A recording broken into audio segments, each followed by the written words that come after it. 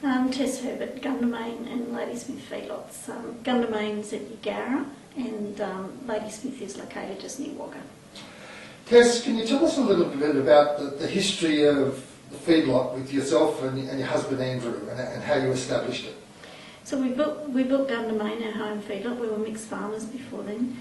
We built Gundermain in 2001 simply because we wanted to evaluate grain and cattle that we already had. We built it on the strength of having a strong custom feeding model and a custom feeder, an outside party who wanted to feed cattle for Lockley Meats in Forbes. That partnership didn't last very long though. What happened? So Samsung exited custom feeding nationally, Australia-wide. They exited all the feedlots they were feeding at, and that happened to us. And then Lockley Meats in Forbes closed as well, so we had to look for another custom feeder, and thankfully Cargill came along within about 2 weeks. So how much was it a challenge to try and custom feed for a start as opposed to owning your own animals to meet the specifications of the market that was required? Custom feeding, we had an original feedlot anyway, and we were custom feeding there.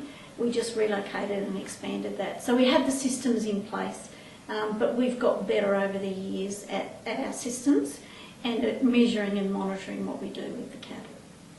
So now you changed that model though from custom feeding to actually owning your own cattle and feeding them up to the specifications. Why did you look at changing that model from custom feeding and to ownership?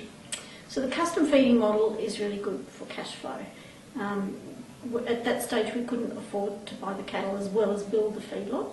It was too capital intensive, so we looking for custom feeders then gave us the option to free up some capital to continue building the feedlot. But once we had built the feedlot and that capital intensive period had finished, then we wanted to go into ownership because we wanted to take advantage of what was the profits that could be made in the marketplace.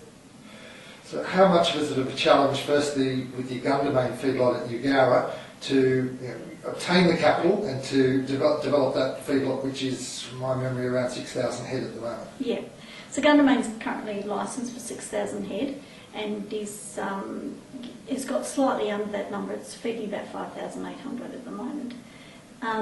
The challenge in having an operation that size is in the detail. It's in monitoring what you do every day and checking what you do every day, and we rely heavily on our staff to do that. So quality control and in quality control systems, how heavily do they play on your business? Very heavily. Any intensive livestock production system relies on your software to enable you to cope with the large amounts of data that you're dealing with every day. You need to be able to input all the data and to be able to monitor it and measure what you're doing. You also then developed the Ladysmith feedlot that you purchased off another company. Why did you look at having two feedlots, one in the Wagga area and one near Forbes? So in a way that decision was based on the fact that at that stage we probably couldn't have expanded the Yagara feedlot. There is a pressure on the amount of grain you can pull in from an area and cattle. We didn't want to distort the marketplace, we wanted to operate within it. We didn't want to be like an enormous 30,000 head feedlot that can buy grain or cattle and above or below market prices. We just wanted to operate within the market. To do that for us, it was best if we sought another site. It was an existing facility. It had been mothballed for 18 months, but essentially we bought it walk in, walk out. We could start the mill up and we could start feeding cattle. So that was the beauty of that site.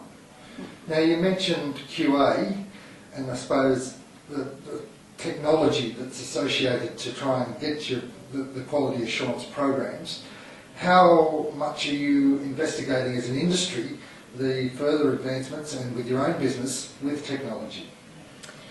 So in our own business, technology, we heavily relied on our software, which in turn relies on individual animal identification So those animals, every time they run through the shed, they're measured, they're weighed.